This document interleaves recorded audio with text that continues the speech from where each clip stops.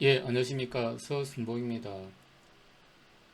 오늘도 Practical Electronics for Inventors 해가지고, 보시는 요 책입니다. 기초 이론, 이제 챕터 2에 나오는 내용인데, 두 번째, 이제, 시간으로 좀 공부를 해보도록 하겠습니다. 이 챕터가 전체 우리 회로 이론, 그러니까 이제 오늘 주요 할 내용은 키로에프 법칙을 이용한 어떤 이제 그런 내용들, 그 다음에 뒤에 보면 또 뭐 태번한 정리, 뭐 각종 이제 회로 해석을 위한 그런 기초적인 내용들이 좀 계속 나옵니다. 그래서 이제 요 부분을 우리가 좀 잘 해야 나중에 이제 다른 응용에 좀 이게 쓸 수 있기 때문에. 이 책에 나와 있는 내용을 간단히 좀 요약하면 아무래도 어떤 우리가 회로 해석에 필요한 어떤 기본적인 내용은 거의 좀 보니까 나와 있다고 보시면 될 것 같습니다. 그래서 어떤 회로 이론 두꺼운 책을 좀 공부하기에는 시간이 좀 부족하다 하시는 분들은 이제 이 책 사가지고 챕터 2만 공부를 해도 회로 이론에서 이제 우리가 실무적으로 다루는 그런 중요한 내용들은 거의 다루고 있기 때문에 좀 짧은 시간에 뭔가를 좀 하시는 분들은 좀 도움이 되는 것 같습니다. 저번에 이어서 이제 오늘 할 내용은 주로 이제 저항 관련한 거고, 그 다음에 킬로이프 법칙과 그 킬로이프 법칙을 응용한 이제 그런 이제 내용에 대해서 좀 공부를 해보도록 하겠습니다. 일단은 오늘 나오는 게 이제 뭐 좀 저항에 대한 개념인데, 우리가 일단 어떤 소자를 볼 때 이게 이제 저주파에서의 어떤 성분하고 고주파에서의 성분을 우리가 좀 구분해서 생각할 필요가 있습니다. 그래서 뭐 가령 예를 들면 이제 와이어 같은 경우는 그냥 0옴짜리 이제 선이죠. 근데 이 안에도 이제 L과 R 성분이 있다는 거죠. 케이블이 이제 계속 길어지면은 이런 L 성분, R 성분이 이제 커져가지고 어떤 고주파 이제 노이즈라든지 이런 그러니까 예를 들면 이제 그 이런 것들이 고주파 성분이죠. 이런 것들이 우리가 스위칭을 하다 보면 이제 오버슈트나 언더슈트 이런 것들이 어떤 우리가 이제 가령 PCB 패턴을 이제 두껍게 안 하고 가늘게 하면은 요게 이제 커지는 현상이죠. 근데 두껍게 해가지고 요 R과 L 값을 작게 하면은 이제 뭐 이런 식으로 된다든지 이런 이제 차이가 있다는 겁니다. 그러니까 이런 어떤 차이들이 그 이제 고주파 성분에서 나타날 수 있는 어떤 그런 분포 용량 이런 것들이 있다는 거죠. 그러니까 우리가 저항 같은 경우는 그냥 이렇게 이제 저항 R로 표시되지만은 실질적으로 이제 이런 어떤 접점 부분 이런 데 보면은 이제 L 성분도 있고 그 다음에 또 캡 성분도 있고 이렇다는 얘기죠. 그다음 인덕터 같은 경우도 이제 이렇게 우리가 이제 인덕터를 표기되지만은 리더선에 있는 저항 그 다음에 코일을 감으면서 생기는 캡 성분 이제 이런 것들이 존재한다는 거고 그 다음에 콘덴서 같은 경우도 이제 리더선에 이제 보면은 그런 게 있어가지고 우리가 흔히 얘기하는 이제 ESR, ESL 요거는 이제 분포 용량 L에 의한 거고 요거는 이제 R에 의한 그 다음에 이제 고유 캡 성분이 있다. 이렇게 이제 보는데 이게 우리가 이제 고주파 성분으로 가면 고주파 어떤 회로에 고주파 성분이 인가가 되면은 이런 이제 분포 영향들이 나타나기 시작한다. 이제 그걸 우리가 일단 알고는 있어야 됩니다. 그래서 이 책에도 보면 이제 뭐 책이 참 좋은 게 이런 이제 이런 그림도 상당히 좀 자세하게 좀 잘 되어 있습니다. 그러니까 다양한 이런 장이 있고 그다음에 또 이렇게 가변 장도 이렇게 이제 이런 종류들이 있다 하는 거고 아까 얘기했지만은 이게 아이디얼 모드는 이제 저주파일 거고 그 다음에 이제 우리가 좀 더 세부적으로 보면은 이제 이런 L 성분, R 성분들이 있다. 이거는 이제 고주파 영역에서 S는 이제 이렇게 보인다 하는 걸 우리가 이제 알고 있어야 됩니다. 그 다음에 이제 저항이 가장 중요한 거는, 저항은 기본적으로, 저항이라는 거는 어떤 전력을 P는 IV 또는 I 제곱 R로 해가지고 어떤 전력을 이제 열로서 소비하는 이제 그런 어떤 소자로 봐야 되는 거죠. 그러니까 우리가 RLC 할 때 L하고 C는 사실은 이제 우리가 이상적으로 볼 때는 얘는 이제 전력 소비가 없는 거죠.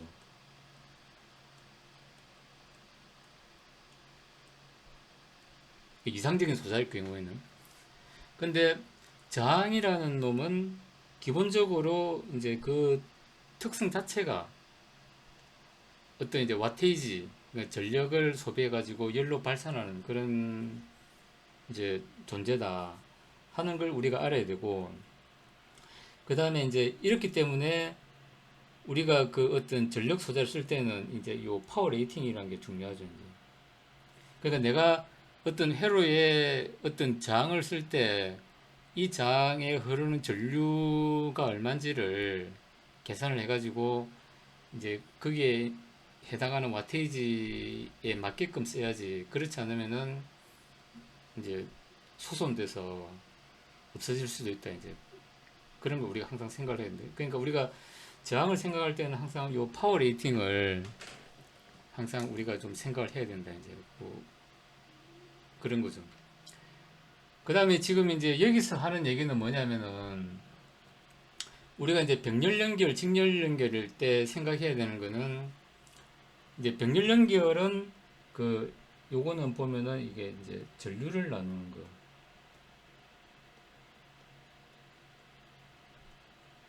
그러니까 이제 저항이 이제 여러 개 병렬로 나눠 있으면은 이제 전류가 나눠지는 거고, 직렬 연결은 이제 전압을 나눠 가진다.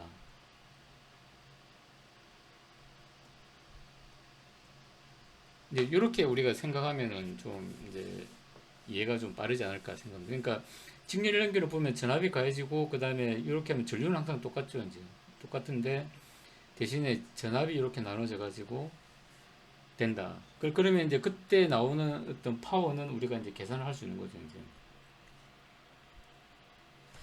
그 여기 보면은 병렬회로는 전류를 나누고, 그 다음에 직렬회로는 이제 전압을 나눈다.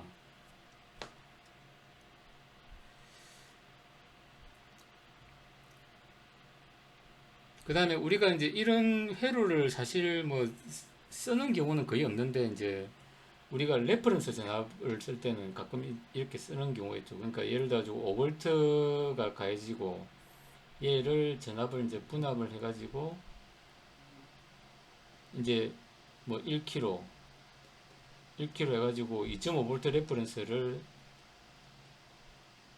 이제 레퍼런스 전압을 우리가 이제 쓴다고 할 때, 그때 이제 얘가 이렇게 가해지면은 뭐 이게 IC핀으로 들어가든 이제 뭐 IC핀으로 이렇게 들어가든 해가지고 어딘가 이제 이 부하로 쓰이겠죠. 이제 그러면은 이때 흐르는 전류를 우리가 이제, 물론 뭐 IC에 들어가면은 이제 뭐 마이크로 암페어 단위밖에 안 될 거기 때문에 크게 상관없는데, 이제 요런 어떤 레퍼런스, 요런 전압으로 이제 쓸 때는 우리가 이제 그 요 이게 뭐 IC 이제 핀 입력이든 뭐 떠나가지고 이거 부하라 생각해가지고 얘를 우리가 이제 좀그 감안을 해줄 필요가 있다.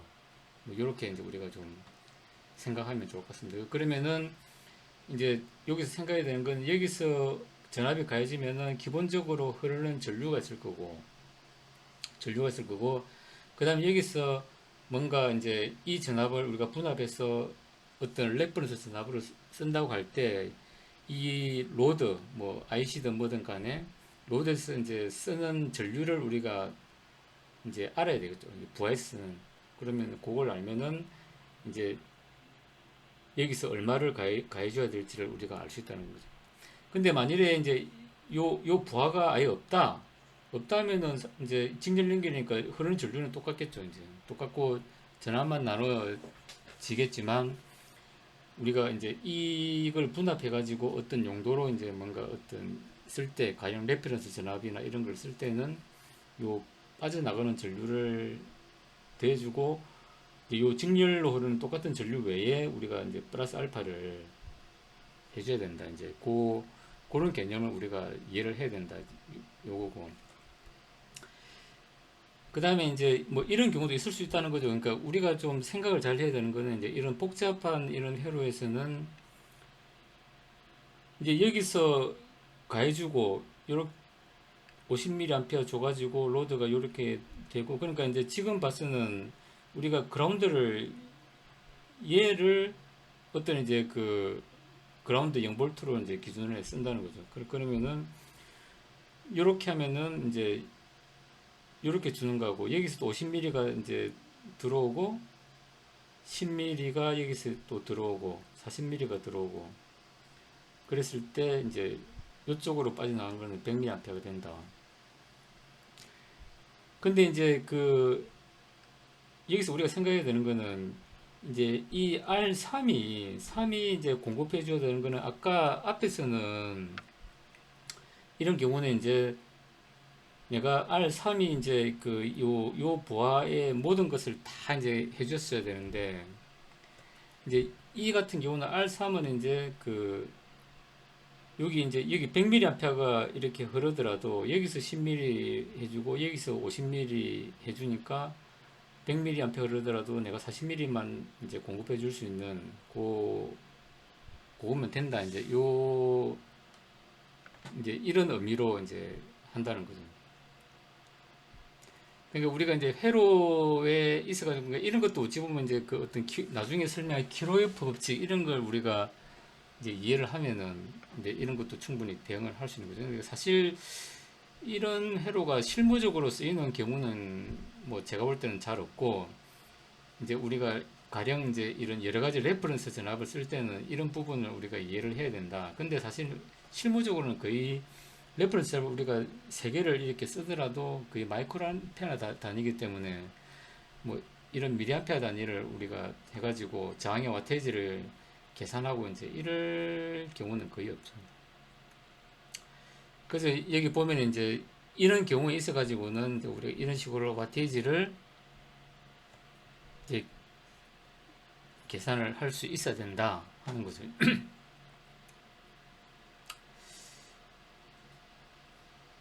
그 다음에 우리가 회로 해석을 할 때 보면은 이제 여기 이제 전압원이 있고 전류원이 있고 이제 요건 전압원, 이제 전류원 뭐 이렇게 이제 나타낸다. 뭐 이렇게 이제 좀 보면 될 것 같습니다. 근데 이제 우리가 실질적인 부분에 있어 가지고는 이제 이런 특성이 있다. 뭐 이렇게 이제 알 수가 있고 그 다음에 우리가 이제 어떤 회로 해석을 할 때 소스 트랜스폼이라고 하거든요. 그러니까 이게 이제 우리가 소스 트랜스포메이션이라는 거는 이제 전압원을 이제 전류원으로 이제 바꿔서 해석을 해야 될 때가 있고 또 반대로 이제 전류원을 전압원으로 이제 그 바꿔서 해석해야 될 때가 있는 거죠. 이제. 그때는 이렇게 한다는 거고 근데 우리가 이제 요때 보면은 이제 전화번호를 할 때는 이제 그 이제 내부 어떤 이제 저항을 이제 전화번호일 때는 요 이제 직렬로 연결하는데 전류원으로 연결할 때는 이제 요 병렬로 연결한다. 그러니까 이제 전화번호를 전류원으로 바꿀 때는 이제 전류원을 이렇게 하고 그 다음에 요 이제 그 저항을 병렬로 연결해야 되겠죠. 이제 거꾸로 할 때는 또 그러니까 요걸 우리가 이제 좀 주의를 해라 하는 거죠. 그 다음에 이제 전압을 측정할 때는 뭐 이렇게 해가지고 이제 그 이제 전압을 측정할 때는 이제 병렬 연결을 하고 그 다음에 전류를 측정할 때는 이제 요 직렬로 연결해야 되겠죠. 이제. 그 다음에 저항을 측정할 때는 또 병렬로 이제 계측기를 연결해 가지고 한다. 사실 뭐 우리가 이런 걸 이제 뭐 꼭 책으로 공부를 안 해도 이제 사실 기본적으로 알 수는 있는 내용이죠. 근데 특히 이제 우리가 전류를 측정할 때는 이제 요 직렬로 연결을 해야 된다는 걸 이제 좀 초심자들은 좀 약간 깜빡할 수 있는 거죠, 이제. 그러니까 우리가 전압을 프로브를 이제 병렬로 해가지고 이제 저항도 측정하고 뭐 이제 전압도 측정하고 이렇게 하다 보니까 아, 전류도 그냥 그러면 이제 병렬로 연기라 측정할 수 있겠구나라고 이제 생각할 수 있는데 이제 그렇지 않다는 걸 우리가 이제 알아야 된다 하는 거고, 이제 전원의 어떤 직렬 연결은 전압을 이제 증가시킬 수도 있고 감소시킬 수도 있고, 그 다음에 어, 전원의 병렬 연결은 이제 전류 공급 능력을 증가시킨다. 뭐 이렇게 우리가 이제 좀 보면 될 것 같습니다. 그 다음에 뭐 오픈 쇼트 개념이고, 그러니까 우리가 이제 정상적인 회로에서 어떤 특정 저항이 이제 쇼트가 된다 하더라도 이게 퓨즈가 이제 끊어지려고 하면은 이제 퓨즈가 퓨즈 전기 1A니까 1A 이상이 흘러야 이제 끊어지겠죠. 근데 예를 들어가지고 이제 지금 15옴 1kg 100옴 있는데 1kg를 우리가 쇼트 시킨다 그래가지고 이제 이쪽으로 흐르는 전류가 1A가 안 되면은 퓨즈는 안 나가겠죠. 근데 이제 이렇게 쇼트가 되면은 퓨즈는 100% 이제 그 융단이 되겠죠.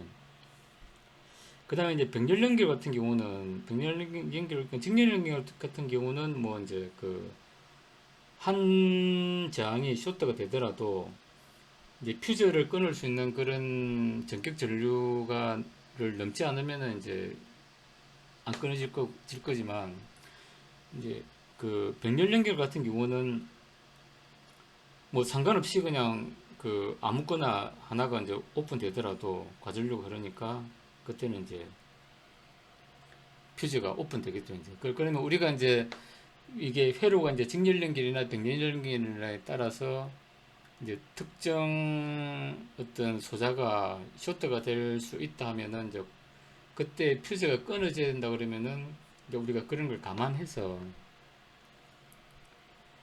이제 그 설계를 할 필요가 있다는 거고, 그 다음에 이제 여기서부터 이제 킬로웨프 법칙이 나옵니다. 킬로웨프 법칙이 나오고, 그 다음에 우리가 이제 보면은 그 전압 법칙이 있고 전류 법칙이 있죠. 이제 전압 법칙은 그 KVL이라고 하고, 뒤에 나오는 이제 전류 법칙을 이제 KCL이라고 이렇게 하는 거죠. KCL. 그러니까 우리가 그 보면은 이제 KVL하고 그다음 KCL은 사실은 이제 회로에서 우리가 둘 다를 쓰기 때문에 사실 둘 다 개념을 알아야 되는 거죠. KVL은 전원에서 이제 이렇게 한 바퀴 돌 때 요 이제 요 전압 모든 전압을 다 합하면은 이제 0이다. 그러니까 요거는 이제 소스 뭐 포함해가지고 다 이제 다음에 0이겠죠. 그 다음에 이제 그 KCL도 마찬가지예요. 특정 점에서 이제 들어가고 나간 전류의 어떤 합은 이제 그 0이다 하는 거죠. 그러니까 들어오고 나가고 이제 한 점에서 볼 때.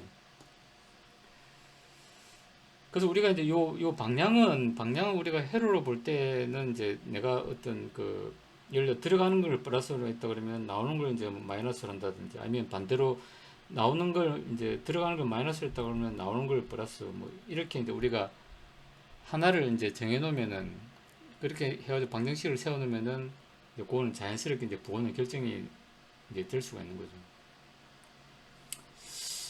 그래서 이제 이런 어떤 이제 그 회로가 있는데 그 이런 회로를 어떻게 풀 것인가 이제 하는 거죠, 이제. 그래서 이 책에 보면은 그 이제 이런 회로를 푸는 방법이 아주 상세하게 좀 설명이 되어 있습니다. 그러니까 일단은 이제 이 회로를 풀 때는 일단 KVL 하고 그 다음에 KCL을 해가지고 이제 그 방정식을 세우고 그 다음에 요것은 이제 행렬을 이용해 가지고 이제 해를 구하는 이제 이런 형태로 우리가 이제 좀 그 이해를 하면 됩니다.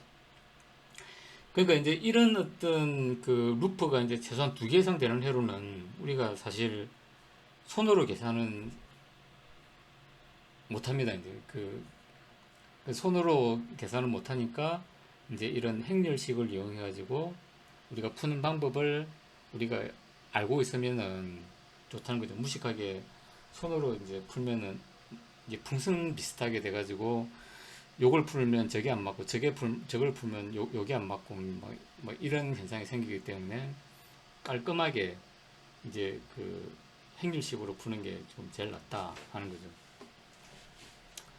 그럼 우리가 이제 뭐 KVL 이제 그러니까 KVL을 가지고 일단 이제 만든다 이거죠. KVL 여기 보면 KVL 요거는 이제 KVL로 만드는 식이고 요거는 KCL로 만든 식이죠. 그러니까 KVL로 3개씩을 만들고 그 다음에 KVL로 3개씩을 만들면 된다.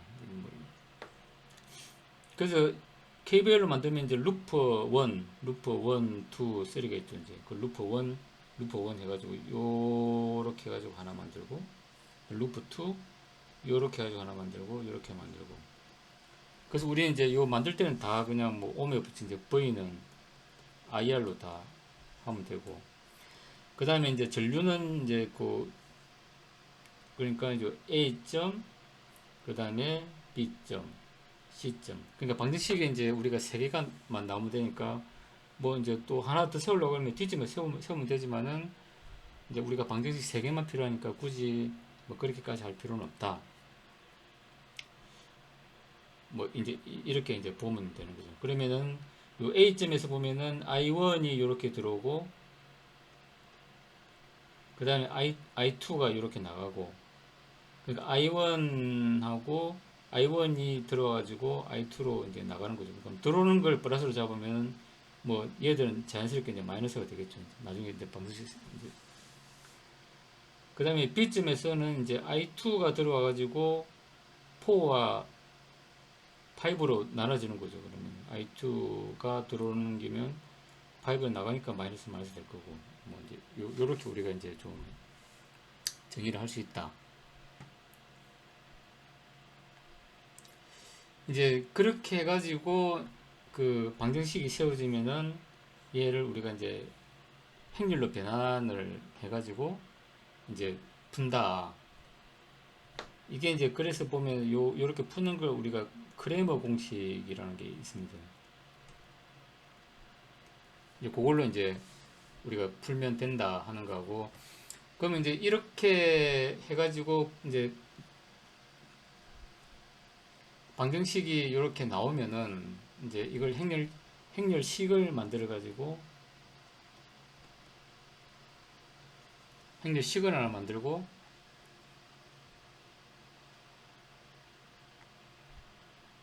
그 다음에 이제 그 행렬 이게 이제 그러니까 행렬식이죠.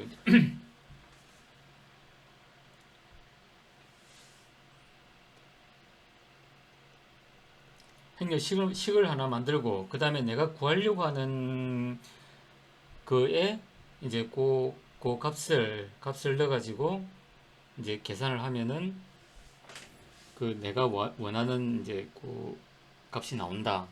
이제 그런 내용이 되겠습니다. 이제 그렇게 해가지고 이제 풀면은 이제 각각의 어떤 전류 그 다음에 이제 전류를 구하면은 이제 전압을 우리가 알 수가 있는 거죠. 이렇게 해가지고 우리가 이제 구할 수 있다 하는 거하고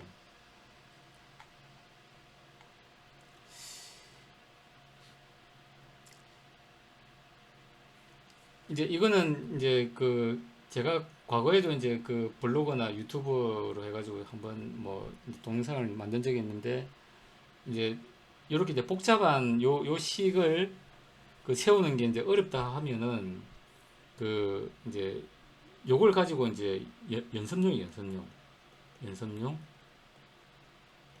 연습용으로 이제 우리가 쓸 수 있는. 그러니까 요 회로 같은 경우는 우리가 과거 한 20년 전 이제 그 노트북 보면은 우리가 이제 밝기 조절한다고 화면이 이렇게 있으면은 여기 이제 가변장이 안 했습니까? 가변장 올리면 밝아지고 내리면 이제 그 이제 어두워지고 이제 이런 이제 그게 있었는데 그때 이제 그 디밍 회로를 할 때 이제 여기서 들어오는 가변장 값이 뭐 요렇게 들어오면은 그걸로 가지고 이제 그 어떤 인버터를 통해서 이제 밝기를 이렇게 제어하는 뭐 그런 회로에 이제 좀 많이 쓰였습니다. 그러니까 이제 아까 이 식으로 이제 하니까 이제 사실은 좀 너무 이제 좀 설명도 복잡하고 그 처음 보시는 분들은 아 도대체 어떻게 하라는 얘기야 라고 이제 좀 그 하실 것 같아서 일단 이제 좀 쉽고 간단하게 풀 수 있는 걸 제가 이제 여기 연습용으로 이렇게 해놨습니다. 그러니까 이제 사실은 우리가 실무적으로 이제 요즘은 사실 뭐 다 이제 그 뭐 마이컴이나 뭐 DSP로 하기 때문에 이제 이런 어떤 이제 아날로그 가지고 어떤 뭐 제어를 한다든지 뭐 밝기를 조절한다든지 뭐 모터 속도를 올린다든지 이런 걸 쓸 필요가 없는데 과거에는 이제 사실 어떤 그 밝기 제어용으로 많이 썼다는 거죠. 그러면 이제 이걸 사실 손으로 계산하려고 그러면 엄청 힘듭니다.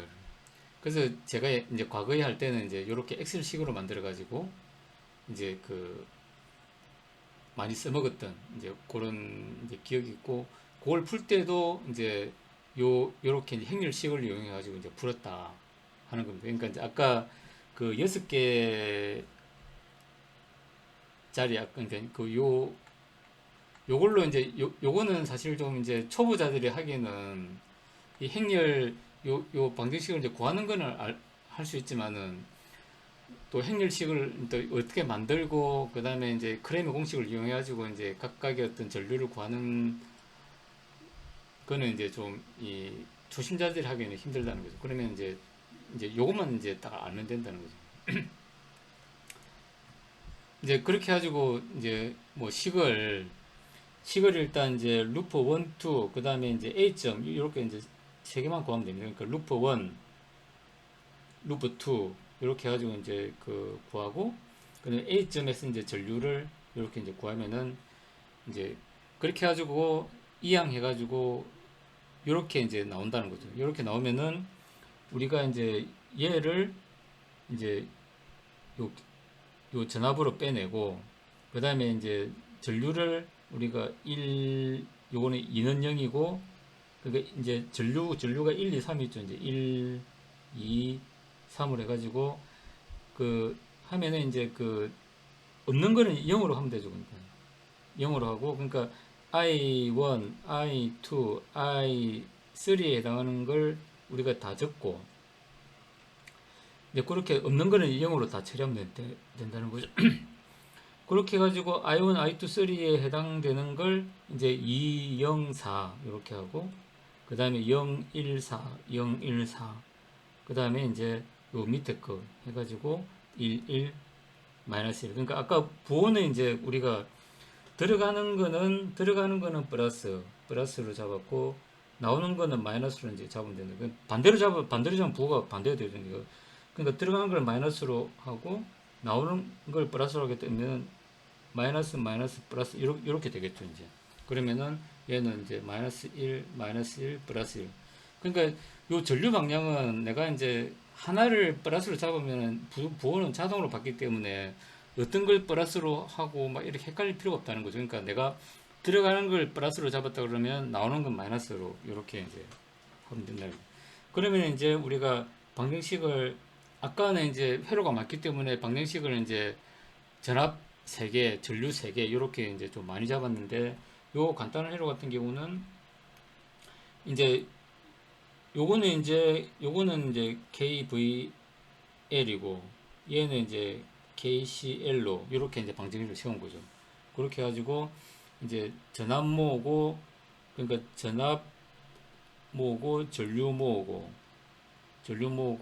해가지고 이제 딱 하면 요런 행렬이 나오는 거죠. 그러면 얘 가지고 우리가 이제 행렬식을 구하고, 이제 행렬식을 구하면, 행렬식 구하는 거는 우리가 이제 그 행렬식 공식을 쓰면 되는 거죠. 이제 얘를 가져가지고 행렬식 구하면 마이너스 14가 나오고, 그 다음에 여기서 이제 내가 그 이제 I1을 구하려고 그러면은 I1에 이제 그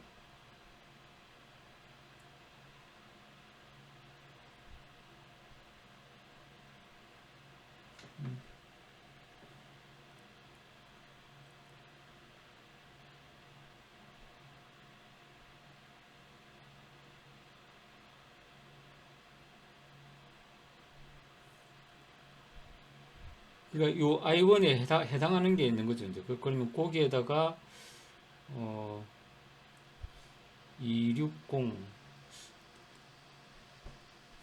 요건 좀 제가 좀 확인을 해봐야 되겠습니다.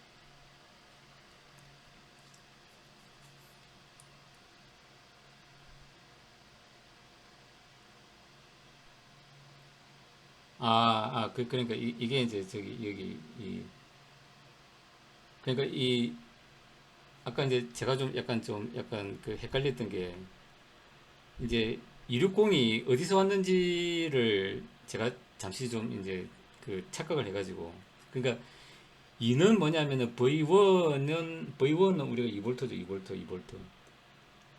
그 다음에 V2는 여기 6V죠. 6V. 6V고, 그 다음에 V3는 없다 아닙니까? V3는 없으니까 0V. 이제 그렇게 해가지고 요 값을 여기다가 이제 넣어주는 거죠. 그러면 이제 내가 그 델타 I1을 구하려고 그러면은 V1, V2, V3를 이제 그 내가 저기 델타 I1에 이제 넣어줘가지고 행렬식을 구하면은 그 델타 I1에 있는 게 나오고, 그러니까 이제 요 행렬식, 그러니까 I1은 이제 행렬식분의 그 다음에 그 I1의 행렬식, 이렇게 하면은 이제 이게 14니까 14, 여기 요 이제 우리가 행렬식은 14죠. 14에다가 이제 I1 14 나왔죠. 그러면 이제 나누면은 마이너스 이제 1A가 나온다. 그 I2는 그러니까 요 2V, 6V, 0V를 I2 자리에다가 이제 넣어 놓으면은 마이너스 28이 나오는 거죠. 그러면은 이제 요 14를 나눠주면은 이제 2A가 되고, 이제 그 다음에 이제 그 I3 자리에 260을 넣으면은 이렇게 해가지고 이제 1A가 나온다. 이제 그렇게 이제 계산을 할 수가 있다 하는 겁니다. 근데 요거는 제가 이제 뭐 제 블로그에도 뭐 이거는 이제 좀 제 블로그에 좀 요 엑셀 식은 뭐 있으니까 좀 참조를 하시면 예, 될 것 같습니다. 그래서 이제 이제 그러면은 이제 요 식도 이제 여기서 우리가 그 이항해가지고 요렇게 행렬식을 이제 만들어가지고 요런 행렬식을 만들고, 그 다음에 아까 이제 그 전압은 우리가 이제 그 구할 수가 있는 거죠. 이제 그렇게 해가지고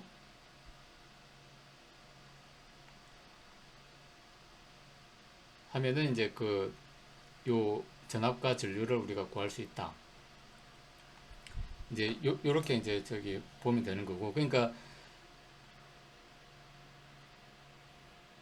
여기서 아까 그 제가 이 설명 잘못해 V3가 아니고 이제 그 전류죠. 그러니까 전류의 합은 요 0은 이제 이제 KCl이고, 전체 전류 I1, I2, I3는 0이다 하는 거죠. 이 전류. 그러면 이제 우리가 앞에 요것도 보면은 이제 여기 보면 이제 요 전류 방정식 3개, 그 다음에 이제 전압으로 이제 그러니까 KCl로 3개, KVL로 3개, 그렇게 해가지고 이제 나와가지고 그러면 행렬식을 우리가 세울 수 있는 거죠. 그럼 행렬식 세우고, 그 다음에 이제 아까 요쪽 전압하고 전류하고 이제 그 한 결과치를 이제 여기 넣어주면 이제 그 I1, 여기 넣어주면 I2, 뭐 이렇게 해가지고 행렬식 구해가지고 이제 이렇게 우리가 구할 수 있다.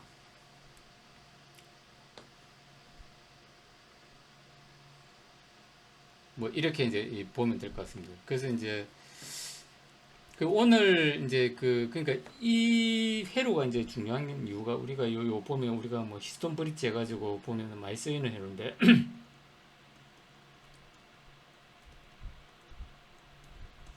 그러니까 우리가 이게 보면 정밀 센스에 요 히스톤 브릿지 회로를 이용한 회로들이 엄청나게 이제 쓰이는 거죠. 가끔 이제 예를 들면은 우리가 그 전력 케이블의 고장점을 탐지할 때, 그러니까 어느 위치에 이제 그 케이블이 이게 이제 그 지락이 발생해가지고, 그러니까 이 절연이 파괴돼가지고 지락이 발생되는지를 알라 그러면은 요 킬로앰프 법칙을 이용해가지고 이래 하면은 요 시계 해가지고 우리가 그 요 고장점 위치 대충 요 x 거리를 우리가 구할 수 있답니다. 그러니까 요 보면은 이제 요 계측기 가지고 물리고 그 다음에 이제 특정 변전소에서 이게 뭐 수킬로에 되겠죠. 이제 그러면 특정 변전소에 단락을 시키고 그 다음에 요쪽 이제 변전소에 이제 뭐 이게 변전소 A, 변전소 B라 그러면은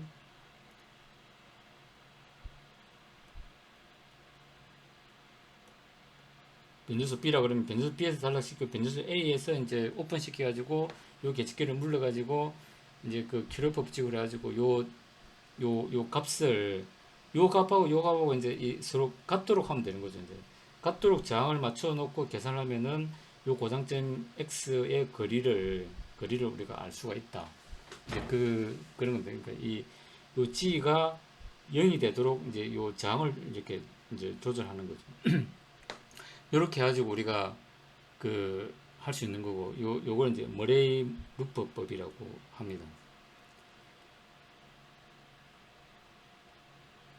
그 다음에 이제 그 우리가 전력 케이블의 열화 진단도 이렇게 한답니다. 열화 진단 같은 경우는 이제 그 이제 절연 이제 파괴의 이제 유무를 우리가 이제 이런 어떤 그러니까 이제 절연체는 기본적으로 이제 이제 그 캡 성분이 있는 거죠. 이제 그러니까 절연이 파괴되면은 이제 어떤 저항 성분이 생겨가지고 요 균형이 이제 어느 정도 무너지는지를 우리가 측정을 하면은 이제 여기 보면 평행 검출 장치가 있는 거죠. 그러니까 요 전압하고 요 전압이 사실은 이제 절연이 이제 저항이 됐을 때는 예를 들어 이제 전압차가 거의 없다. 근데 이제 어떤 절연이 파괴됐다 그러면은 이제 요 전압차가 생기겠죠. 이제 뭐 그렇게 해가지고 우리가 그걸 이제 알 수 있다 하는 거고. 그 다음에 이제 스트레인 게이지도 보면 요 이제 히스톤 브릿지를 써가지고 하는 거죠. 이제 스트레인 게이지 같은 경우는 어떤 이제 요 힘이 발생했을 때 이제 요 스트레인 게이지를 붙여놓으면은 그 이제 저항치가 달라지는 거죠. 그러면 그때도 이런 이제 히스톤 브릿지를 이용해가지고 요 사이에 이제 전이차를 우리가 확인하면은 그 이제 얼마 정도 휘어졌다 하는 걸 우리가 알 수 있는 거죠. 그러니까 이 스트링 게이지는 이제 이게 휨이 발생하면은 저항값이 달라지는 거죠. 이제 휨이 발생하면은 저항값이 변한다. 그러면 이제 이게 얼마 있을 때 몇 옴이 나오니까 이제 우리가 얘가 휘지 않았을 때 이제 요 전압이 이제 0볼트를 그 맞추기에 저항을 설치해 놓은 다음에 그 다음에 얘가 힘이 발생했을 때는 전압차가 나겠죠. 그러면 전압차가 얼마가 나면은 이제 이 저항이 얼마니까 이제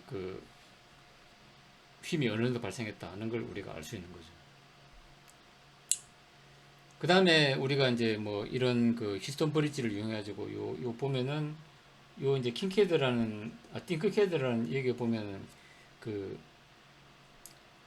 아두이노 모듈이 없어도 이제 우리가 웹상에서 이렇게 보드를 꾸며 가지고 할 수 있는 그런 또 소프트웨어가 있습니다.